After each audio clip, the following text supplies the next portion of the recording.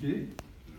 Il y a l'occlusion simple, mécanique, directe, et l'occlusion os fermé. L'occlusion simple, c'est une obstruction. C'est une bride en travers. Le tube digestif est arrêté, comme un arbre qui tombe au milieu d'un arbre. L'occlusion os fermé, c'est une strangulation.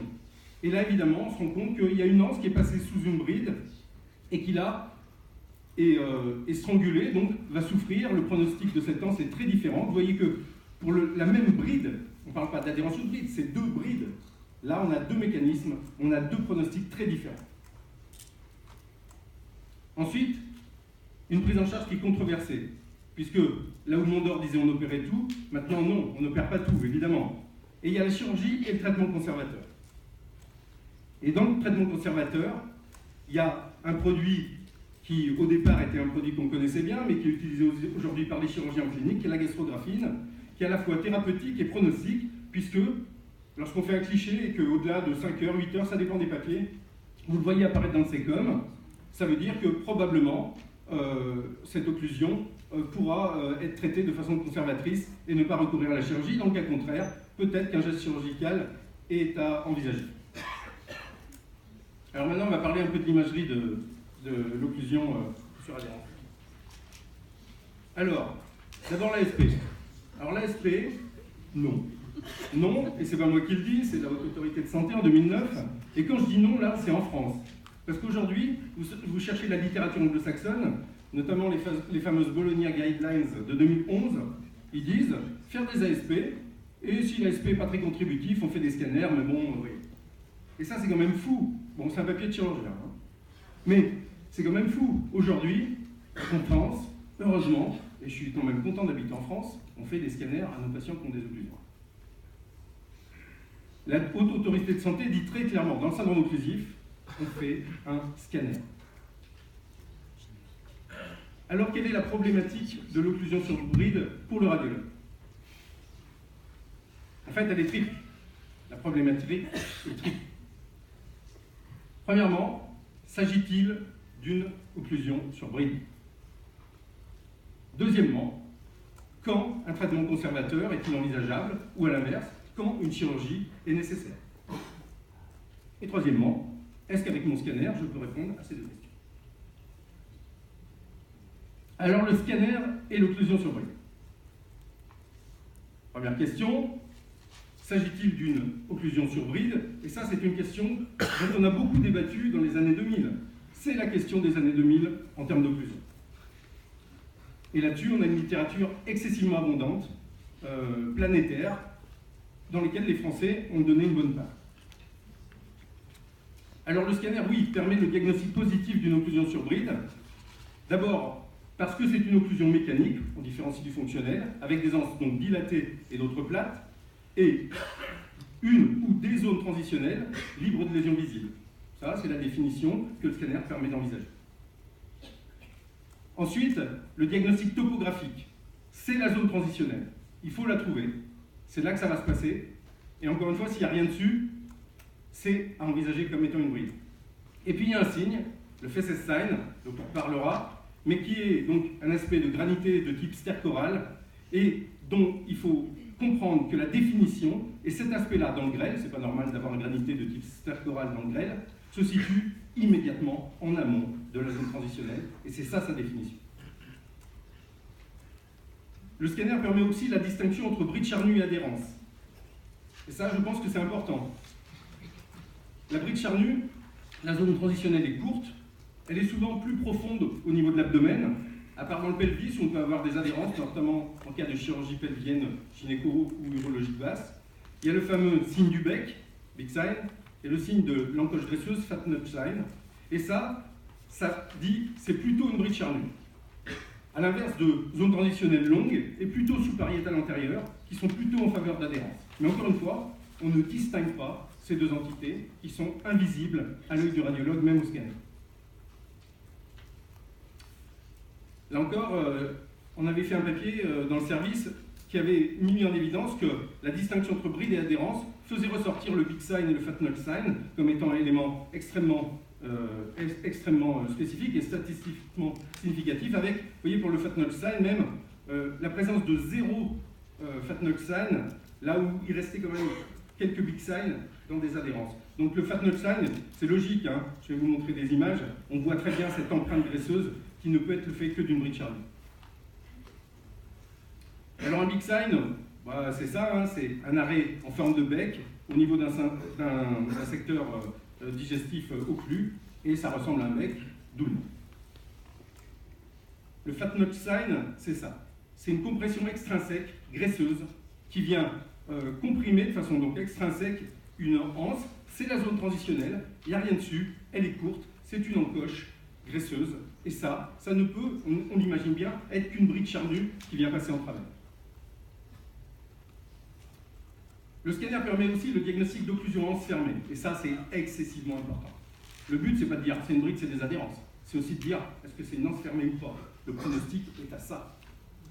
Donc l'anse fermée, c'est la présence d'un C ou U, c'est-à-dire C ou U sign, c'est-à-dire la répartition des anses, on le reverra, un signe du double bec, un signe de la roue à rayon, spoke wheel sign, dans la littérature, je vous mets les mots anglais parce que c'est comme ça que vous les trouvez dans la littérature, hein. Et le fameux whirl sign, qui là, n'est pas simplement l'anse fermée, mais ça capote. C'est le volvulus sur anse fermée. Et ça a été décrit par Émile Balthazar, qui pour vous est le mec de la classification des pancratites, et qui est le mec qui a inventé le close loop. Le C-sign, c'est ça. C'est des anses qui sont réparties dans le ventre en forme de C. Et quand vous avez ça, et que ça a l'air de converger un peu vers un point, et bien ça, c'est évocateur d'un close loop. Le double big sign, c'est la présence rapprochée de deux zones transitionnelles, côte à côte. Là encore, on peut imaginer très très bien, il y a deux fat nut sign, il y a deux big sign. Ça vient, c'est une brique qui vient là, qui vient passer là. Là, ça ne twiste pas forcément, mais on a ce signe associé au U sign.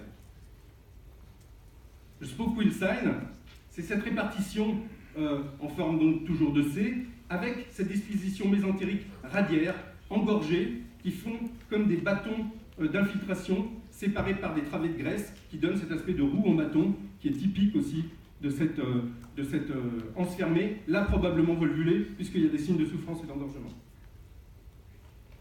Le whirl sign, ce n'est pas le signe qu'on retrouve le plus fréquemment.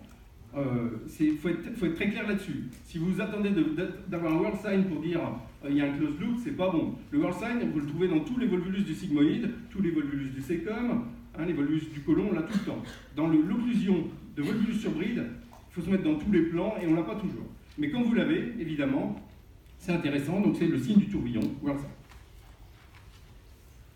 Le scanner permet également le diagnostic des signes évocateurs de gravité. Dans les années 2000, c'était ça. C'est-à-dire, on a pris tous les signes que décrit la littérature qui disait dans un ventre aigu, qu'est-ce qu'on a? On se retrouvait avec l'absence de rehaussement, dont on verra que c'est probablement le signe clé, quand même fondamental, la congestion veineuse, l'œdème, l'épanchement, l'acide, la pneumatose et l'aéromésentérie, et là, il ne faut pas se leurrer, dans l'occlusion du grêle, l'aéromésentérie et la pneumatose pariétale, c'est quand même pas les signes non plus les plus fréquents.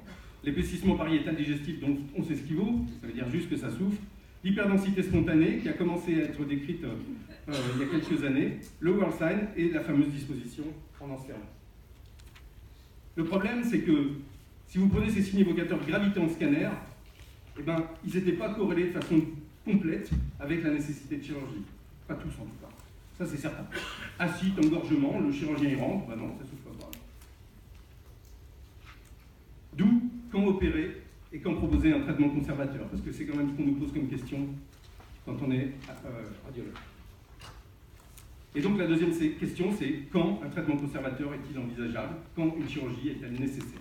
Et ça, c'est une question des années 2010. La littérature récente sur le sujet, c'est après 2010. Il y a deux équipes qui s'intéressent à ça. Vous les avez reconnues. Il y a l'équipe de Montpellier, Patrice Taourel, ici, et l'équipe de Marc Zins, à Saint-Joseph. Isabelle, qui est juste à côté. Donc vous voyez, ils se mettent à côté. Ils se mettent à côté, ils ont raison, parce qu'en plus de travailler sur le sujet, ils collaborent. Et ils collaborent en partageant l'étoile montante du domaine, qui publie à peu près tout sur le sujet, qui est Ingrid Millet. Et qui a fait, ou qui est dans à peu près tous les papiers qui parlent de ça. Et vous voyez, ce sont des papiers qui, là, parlent de est-ce qu'il faut opérer, est-ce qu'il ne faut pas opérer.